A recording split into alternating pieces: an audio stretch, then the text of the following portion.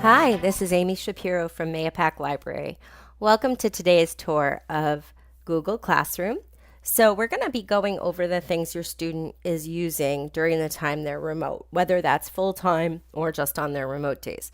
I have a third grader in the school district, so we're all kind of going through this together. Let's get started. Google Classroom is part of Google Apps for Education, and that includes Drive, Docs, Sheets, Slides, Meet, Calendar, and Gmail, to name just a few. You'll see their icons here on this screen. These are the ones that I'll be focusing on the next few weeks, future videos. Google Classroom digitally connects us to the schools, so we can connect in real time to teachers and other students, have access to assignments and other materials, and links to other teaching programs. So how do we get to Google Classroom? The Google Classroom icon looks like the one on the left. At least on the Chromebooks I've seen from the Mayapack Central School District, there's one straight from the taskbar. Or you can go to the class link page that is located on the bookmark bar on the top of the Chrome browser. You can get apps for it on other devices in both iOS and Android systems. And you can also go straight through the browser. Chromebooks use the Chrome browser, so that's what we're going to look at, but it looks similar in any browser. The student will go to google.com and then to the blue sign-in button. The student signs in with the sign-in information from the school.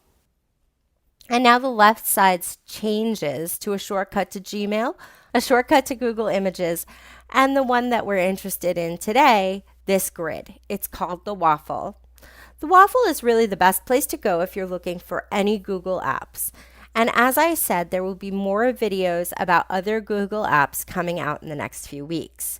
And there are a lot of Google apps. Here's a video of me just scrolling through, and you can see I go quite a while before I get to mine all the way at the bottom.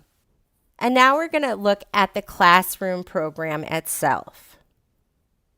The first page you see when you enter the class page is the class tiles. And those tiles are called class cards, and they each represent a class. You can click, hold, and drag them around to move classes into a more convenient order if you'd like. And there are 3 lines on the upper left-hand side. And the first option is the Classes tab, and that will bring you back to this page when it's clicked. So from, anywhere in that classroom menu, if you're kind of confused, you can just go back to Classes and you'll find this page again. So we're going to look at the next options in the next slides. So clicking on Classes, like I said, will always bring you back to the class tiles. And then you can see both classes in different colors that this student is enrolled in. This is the calendar. You can see on the 18th that there are assignments due for both classes that this student is enrolled in. And then this is how we can choose what classes we'd like to see on the calendar.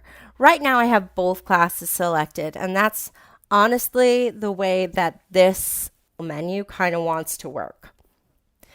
This is the to-do list for all the classes the student is enrolled in. We'll go down this page bit by bit. You can choose to show assigned, missing assignments, and those are assignments that haven't been turned in and are overdue, and complete. Assignments are sorted by due dates, but you'll still find that there are assignments that don't have due dates. So you can click on the no due date work. Right now that's collapsed, but you can click on it to open that up. The This Week tab is open, so you can see what's going on in that one while the other ones are closed up so that it's not as distracting. The Next Week tab is going to give you a rundown of the things coming up. And then later is just going to show things that are down the road a bit more. Now we're back to the class cards. So teachers have already added students by this point. The class card will say join if you have a new class that you have to add. There's also another way for students to join classes. So there was the one we just saw now, or that teachers can send class codes to the student email along with a link to the class. Now we're going to go into the class. So while the menu options showed both classes, all of the future things that we're talking about are just going to apply to the one class that we're looking at. So now we're in the Google Classroom Tour class, which you can see from the banner on the top. Under the name, you'll see that the class code is listed, which is how the class is found by students who haven't joined yet. Under that, you'll see that there's a Meet link. This is a unique link just for this class, meaning that anytime the teacher wants to open a Meet session, no new link needs to be created. At the top of the page, you'll see that the stream has a line under it. That shows that the student is looking at that tab right now. As you get more used to looking at it, you'll know where you are by the distinct look of each page. The stream is like the Facebook feed for your class. The instructor and other students can post updates, ask questions, and add information. The stream will also show running updates to classwork additions. Also, like Facebook, the stream shows the most recent information first. You can see upcoming work for this class only in this window. It will only show work due within a week. Click View All to get a page like the to-do list we saw in the menu. This will only show work assigned for this class. Students can create posts on the stream to ask questions or post materials. Once the student clicks in, they'll get an expanded area to type into.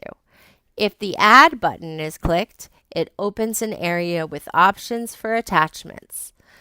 Once there's a text or attachment entered, the Post button turns blue and is clickable. The Classwork tab is where you'll find assignments and materials that have been posted in the order in which the instructor has intended it. Now that we're in the Classwork tab, that's the one that has the underline on the top.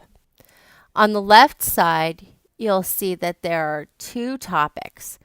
If one topic is clicked on, the other topic will not be shown. This is the view with all topics selected. And this is the view if only one topic is selected.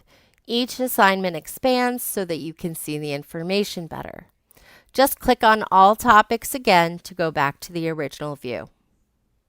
Right under the tabs on the top, you see three options. We'll go through each of these now. The View Your Work tab goes to the same place as View All in the upcoming events. It's basically the same as the To Do tab in the menu, only narrowed only to this class. The calendar view, again, is about the same as the one on the menu, except it's only for assignments in this class. The class folder is where everything that's been shared in class by the instructor lives. All students have access to Drive with their student accounts, and it's a great cloud storage option. I'll be doing another video on Drive soon. Now we're going to take a look at the assignments part. So the assignments part of the class is in the Classwork tab, but there are a few different views that you'll see. If you click on a collapsed assignment, it will open up and you'll see that right here. You'll notice the View Assignment button at the bottom. I'll click that now. When you click on View Assignment, you get the whole assignment page, which looks almost exactly like the collapsed one, but with a few important differences. You can see right under the assignment itself, there's an area where the student can post a message, comment, or attachment to the whole class, which everyone can see. If the student just wants to write to the instructor, that option is available under the Your Work area. The Your Work area is where the student will be submitting their work or telling the teacher that the assignment has been completed. There's a white box that says add or create, and when I open that up, you can see what it looks like. Students can add from Google Drive, post a link, upload from a computer or a device, or create a new document from a Google app that will already be attached to the assignment. Now we'll look at assignment icons so you can tell at a glance what type of assignment it is.